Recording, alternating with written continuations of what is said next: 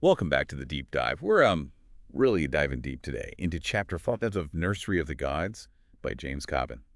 We got that request to really unpack those big questions about NDEs. Yeah, those near-death experiences, they really make you think about where science and spirituality kind of like overlap. Right, like those moments when, and this is often when clinical death happens, but it makes you wonder about consciousness. What do we even know? And it's a huge mystery, right? I mean, can consciousness exist without the brain? Yeah. These experiences, they really push those boundaries. No kidding. In this chapter, it jumps right in. It starts with that Dutch cardiologist, Pim van Lommel. He calls NDE research, get this, a revolution. You flagged that. Yeah, Van Lommel's work, it's really shaking things up. The way we used to think, like, the brain is everything. He's challenging that. Like, what if consciousness is out there and our brains are just picking up the signal? Whoa, okay, that's a big claim. Mm. I mean, is there enough evidence to change how we think about, like, the brain and everything? Yeah. Well, think about this. Okay. The book mentions this Gallup poll. Turns out, way more people than you'd expect say they've had an NDE.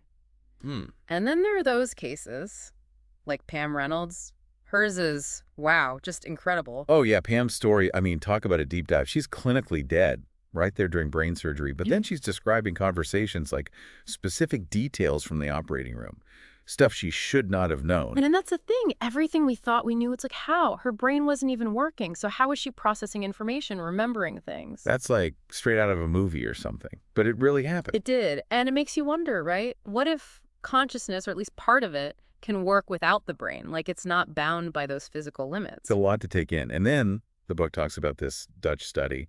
They followed people who had NDEs for years, years of research. What did they find? This study's a big deal because it's not just like, oh, I had this weird experience. It's looking at the long term. And get this, they found these patterns, similarities in what people experienced, even years later. And these patterns, right, they weren't just like fleeting things.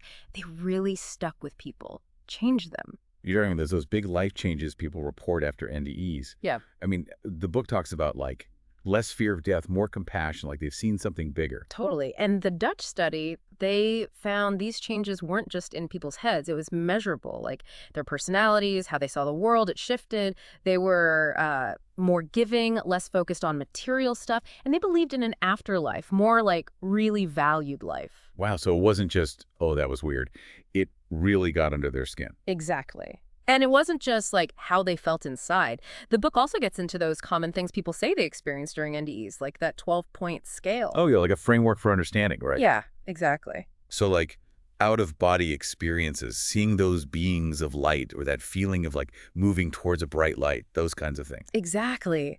It's wild. Like Pam Reynolds, remember, during her surgery, she felt herself leave her body. She's like floating above the operating table watching the doctors. That out-of-body thing, it pops up all the time in NDE stories. It's almost like a theme. Yeah.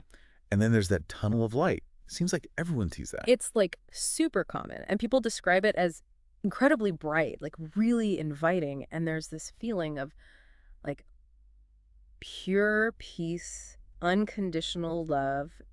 Some even say it's like a doorway to another, like a different reality. Wow. And Pam, what did she say? She actually talked about feeling drawn to the light, but also sensing it wasn't her time, like she wasn't supposed to go through yet. It's amazing, these stories. They're so personal, but they have these like threads connecting them. Like those beings of light, you mentioned them earlier. What are they like, according to what you've read? Yeah. People often describe them as radiant, giving off warmth and love. Sometimes they're angels, sometimes guides, or even loved ones who've passed on. Wow. That must be so comforting. Totally.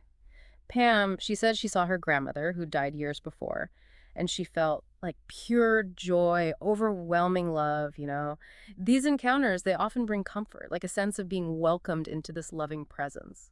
It's like these beings, they're there to help, to guide, especially in that in-between space between life and death, Yeah, definitely. And it's not always about reuniting with people. The book also talks about the life review, which is another common Well, that's element. now the life review. It's like a classic NDE thing, right? But it's not about judgment or anything, is Oh, it? no, not at all. It's more like watching a highlight reel of your life, reliving big events, encounters, but with this like detached feeling, observing it all. So it's not like a test, more like understanding, accepting your life, how it all fits together. Yeah, spot on. It seems to be about reflection, really getting this deep understanding of how everything's connected.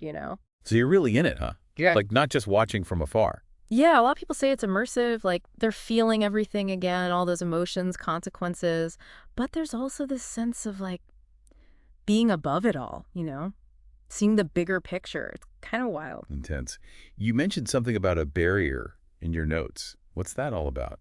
Sounds kind of spooky. Oh, yeah, right? Some people, they talk about reaching this point, like a threshold. It's like if you go past it, there's no turning back. Like a point of no return. Is it like a real barrier they're seeing? And more like a feeling, or like an inner knowing. It's not really physical. Pam Reynolds, she said she was told to turn back when she got there. Like it wasn't her time yet. Wow. So even in that other realm, there are rules, huh? And coming back, that's got to be tough, right? The book mentions it's a trip. Totally. I mean, you're feeling this incredible peace, love, like your mind is wide open. And then, bam, you're back in your body, back to reality. It's like waking up from the most real dream ever. It makes you think, what's the point of it all? These experiences, what are they trying to tell us? That's the million-dollar question, right? Maybe, just maybe, they're here to shake us up a little, to help us see that there's more to consciousness, to reality than we thought. Like our senses, they're not the whole story. Mind-blowing stuff. This deep dive into Nursery of the Gods, Chapter 5. It's really got me thinking. It definitely pushes you to, question what you think you know about life, death, the whole Right. shebang. For sure. We just dipped our toes in, but it's Let's clear see it. NDEs, they're not just some weird phenomenon. They make us ask the big questions about what it all means. So if you could ask someone who's had an NDE one question, what would it be? Let us know. And until next time, keep exploring, keep questioning, and keep diving deep.